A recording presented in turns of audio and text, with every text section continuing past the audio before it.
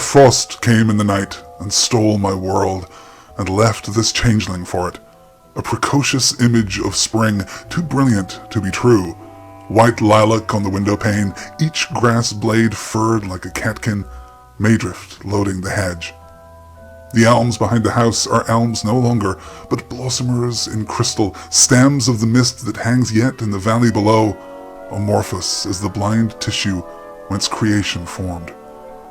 The sun looks out, and the fields blaze with diamonds, mockery spring to lend this bridal gear for a few hours to a raw country maid, then leave her, all disconsolate, with old fairings of aconite and snowdrop. No, not here, amid this flounce and filigree of death, is the real transformation scene in progress. But deep below, where frost, worrying the stiff clods, unclenches their grip on the seed, and lets the future breathe.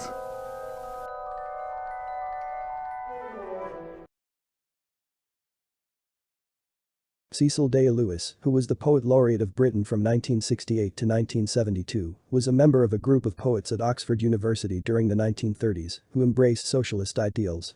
Day-Lewis was born in Ireland but grew up in Britain. He did not do well at school, but managed to secure a place at Oxford and later became a teacher. As a young man, he was active in the Communist Party, and his early poetry was an expression of radical ideas. His first wife was a nature lover, and he also became one. Day-Lewis's later poetry, including A Hard Frost, showed his preoccupation with the natural world. He was also a successful novelist who wrote detective stories under the name Nicholas Blake. In 1951, he became professor of poetry at Oxford.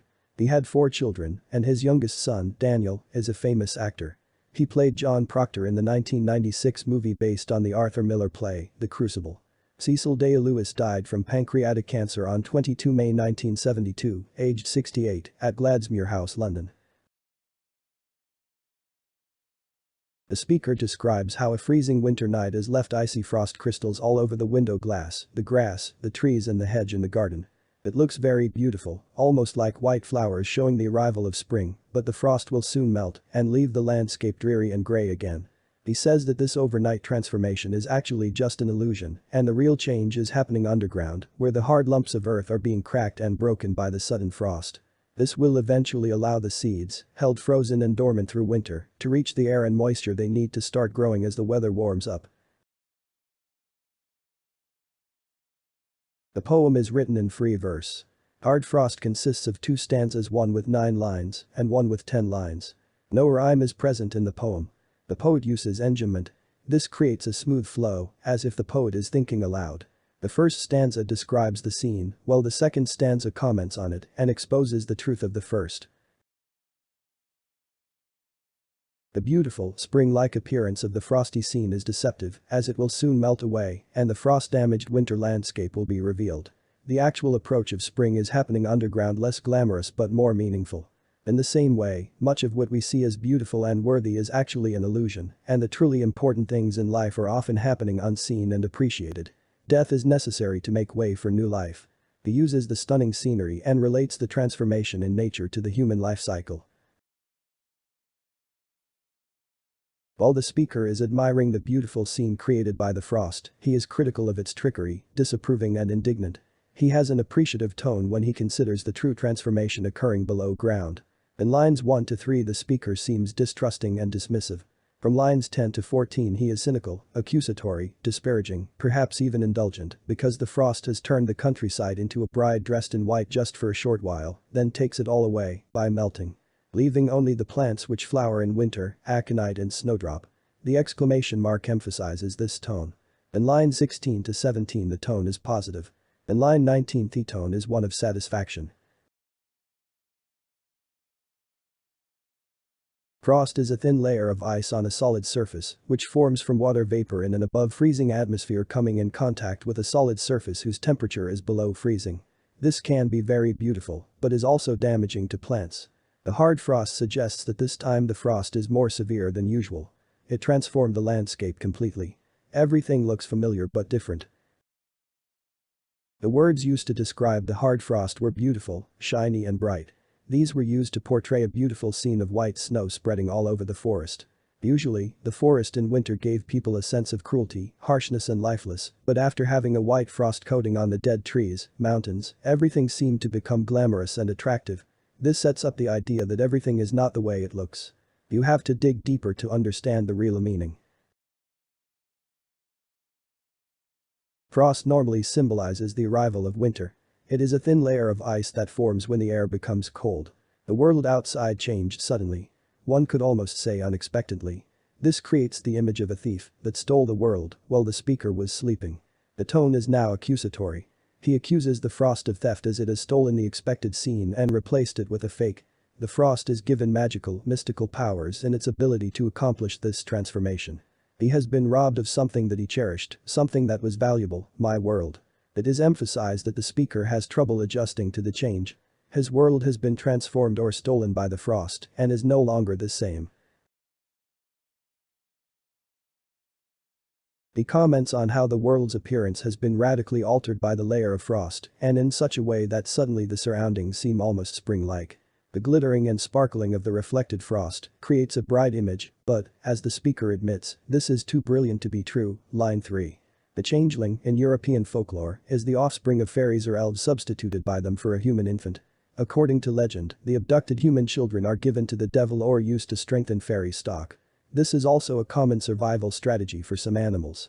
Birds would lay their eggs in the nest of another species for the other bird to raise the birds as their own. Yes, there is more to the story of the ugly duckling. In this poem, the outside world is substituted for the real world in a deceptive move by nature. There is a clear indication that the speaker's tone is one of dissatisfaction. The changeling is described as precocious. Precocious is a word used to describe a child that developed prematurely. The word is often used with a negative connotation. This word reinforces the negative tone of dissatisfaction. The bright and sunny day almost looks like spring, but something is very different. The ice and the sunshine create an almost magical picture. Despite the glittering beauty, the speaker points out that this appearance is deceiving. He elaborates on the deception in the next few lines. The imagery suggests spring flowers and the freshness of new growth. This is a false image of spring, because it is winter. The poet uses an extended metaphor where he compares the patterns made by the frost on the window to lilac flowers. Lilacs frequently announce the arrival of spring. White lilacs represent youthful innocence. The grass blades have also changed. They are covered in frost and is compared to catkins, a long thin cluster of tiny petal-less flowers growing on oaks, poplars, and other trees. This emphasizes that everything was covered by the frost, including every blade of grass. The Maydrift is another flower that is often associated with spring. This reinforces the apparent deception. Even the elm trees are different. This emphasizes the extent of the transformation. They look totally different. The poet uses a metaphor to describe the extent of the ice on the elm trees. The ice looks like flowers on the tree. The mist hangs low in the valley, hiding the trunks and the roots of the trees, making them look like the stems of flowers. This is a double deception. It hides the trees and disguises them as flowers, and the idea of mist is often associated with early spring. All the mist except in the valley have disappeared. All other traces of it have disappeared. Amorphous means without specific form. Mist does not have a form. The mist is compared in this simile to the primordial ooze that created all life on this planet. The poet uses personification to describe the rising sun.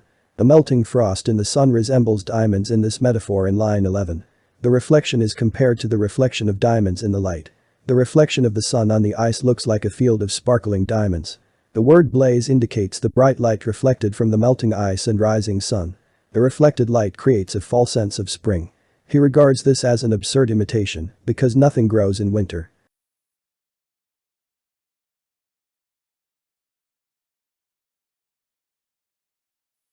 In this metaphor, the poet compares the way the ice decorates the world to a country girl that borrowed a wedding dress for a couple of hours.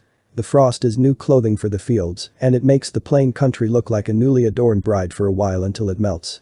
The metaphor is continued. She will be left terribly sad when she has to return the bridal dress and resume her usual boring appearance. Raw indicates that the girl looks plain. The extent of the deception is so large as to totally change the world.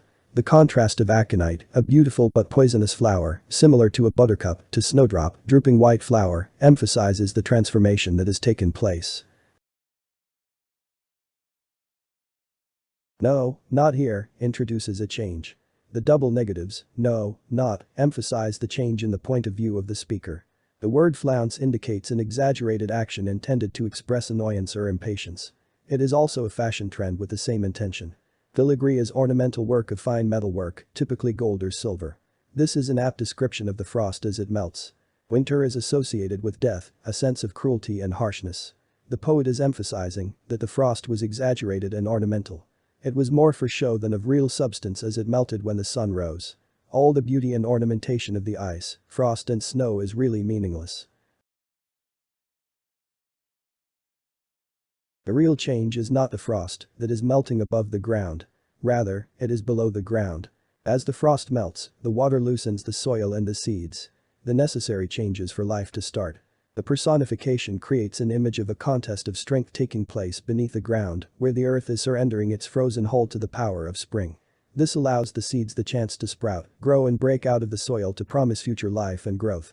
The real work of regeneration and procreation is happening under the frost and soil in the ground as the seedlings prepare for the summer. Just an afterthought as I sit here on a sunny winter's morning.